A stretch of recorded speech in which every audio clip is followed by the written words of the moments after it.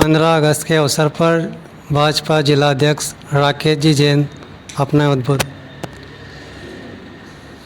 आज हम आज़ादी का 78वां स्वतंत्रता दिवस मना रहे हैं।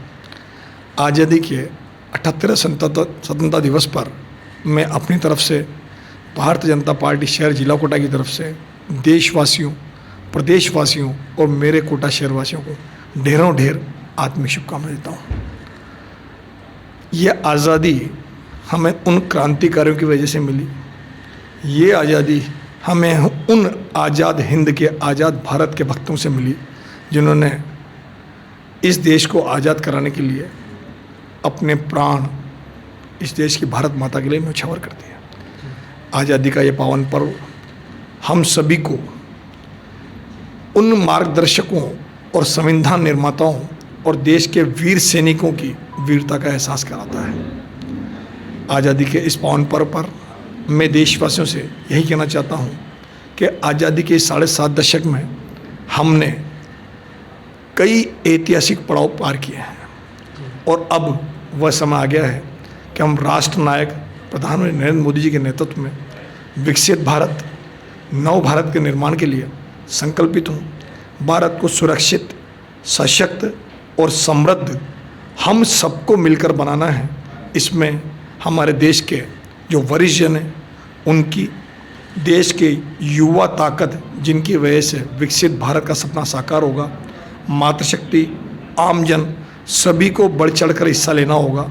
तभी हम इस देश को, जो एक समय हमारा देश सोने की चिड़िया कहलाता था, वह पुनः उस वैभव पर पहुंचाना है और देश को पुनः सोने की चिड़िया के रूप में विश्व में स्थापित करना है।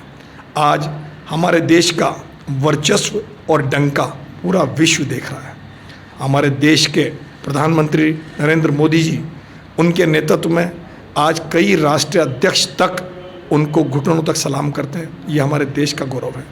वो लोग, वो राष्ट्रीय अध्यक्ष मोदी जी को नहीं, भारत माता के एक लाल के चरणों में अपने आप का समर्पण कर रहे हैं। तो मैं सभी से निवेदन करूंगा, जितने भी मेरे इस संदेश के माध्यम से जहाँ तक संदेश पहुँचेगा, उन सभी के चरणों में निवेदन करता हूँ और आज़ादी के उन वीर सैनिकों के चरणों में, उनके परिजनों के चरणों में नमन करता हूँ, जिनकी वजह से आज हम आज़ादी की इस खुली हवा में सांस ले रहे हैं। मेरा आपके माध्यम से यही कहना है कि आओ हम सब मिलकर आगे बढ़ें और देश को विकसित भारत के लिए आगे बढ़ाएं। जय हिंद, जय भारत। जी, मेरा एक प्रश्न और था, जो श्रीपुरा में जो सुभाष सर्किल है, जब अभी आप 2-3 दिन पहले गए थे, वो सर वहाँ क्या है, एक तो क्या पूरा टूटा हुआ है आगे, और क्या पार्किंग ऑटो वगैरह रहते हैं और कचरा डलता है सामने। मेन तो ये बात है। व्यापारी ने पहले ऑब्जेक्शन उठाया था, तो इस बारे में आप क्या सुझाव? पिछले वर्षों में प्रदेश में कांग्रेस की कुशासन की सरकार रही है और अब भारतीय जनता पार्टी की सुशासन की सरकार रही है। 139 लाख करोड़ रुपए का कर्जा कांग्रेस की कुशासन की सरकार प्रदेश पर थोप के गई है। माननीय हमारे मुख्यमंत्री भजन लाल जी शर्मा के नेतृत्व में ऐसा बजट सबके सामने रखा गया है जिसमें सबका साथ, सबका विकास और सबका विश्वास होगा। और अब मैं आपसे दावे से कह सकता हूँ कि जो भी अपेक्षाएं और संकल्प और आशाएं शहरवासियों, प्रदेशवासियों ने इस सरकार से रखी है, वो सभी संकल्प पूरे होंगे और निश्चित ही अब डबल इंजन की सरकार है, प्रदेश में और केंद्र में दोनों तरफ भारतीय जनता पार्टी की सरकार है। निश्चित ही हम सब वो सोपान पार कर सकेंगे जिनकी आमजन को हमसे अपेक्षा है।